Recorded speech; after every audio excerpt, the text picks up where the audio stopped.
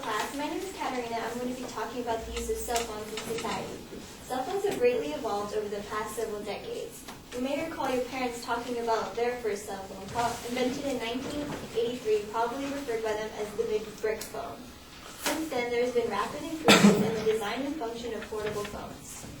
More commonly today, we have smartphones that allow us to access the internet from just about anywhere. Cell phones are becoming more integrated into our daily lives, which brings me to my main claim. Cell phones are making a negative impact on society. First, cell phones make students less intelligent. Second, they're impairing our communication skills. Third, cell phones cause addiction. First, in a study conducted by Amanda Lenhart, it was found that 64% of students incorporate informal writing style from their texting into their writing at school. Lenhart also conjectured that 50% of teens do not use correct capitalization and punctuation in their essays.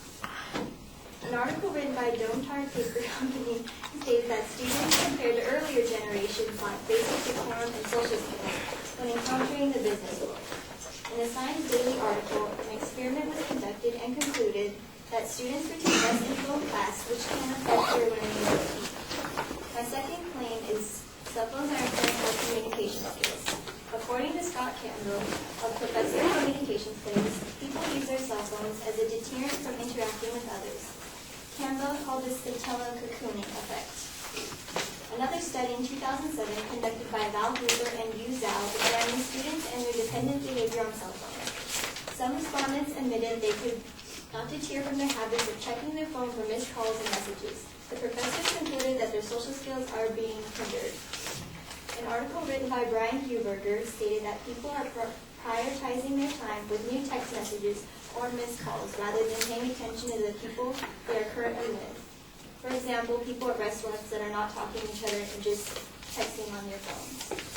My third claim is excessive use of cell phones causes addiction. According to the U.S. Institute of Health, mobile devices allow us to engage in hyper-personal communication at any time, which has accelerated rapid emotional changes in cell phone users.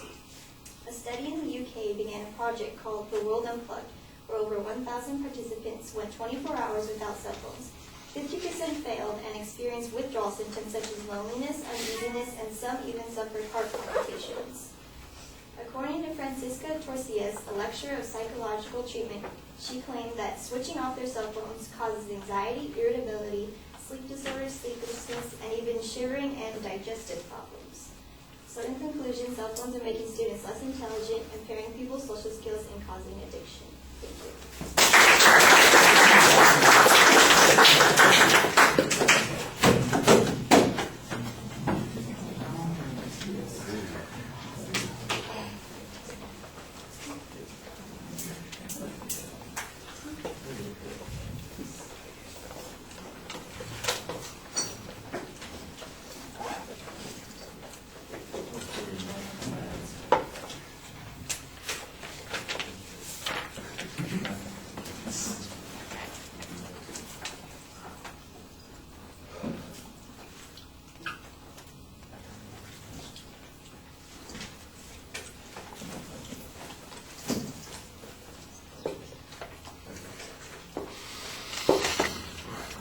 All right, the proposition's clearly labeled. The secondary points you get there, you rush through them. In fact, you kind of rush through a lot of the speech, so your presentation sounds a little bit breathless.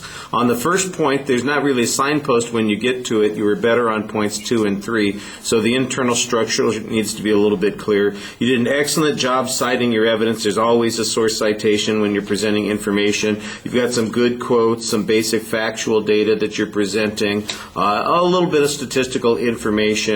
Only a single hypothetical. I think that you could use some more practical examples.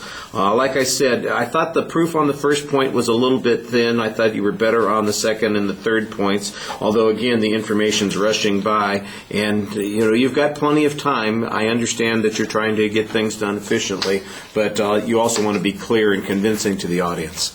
All right, thank you.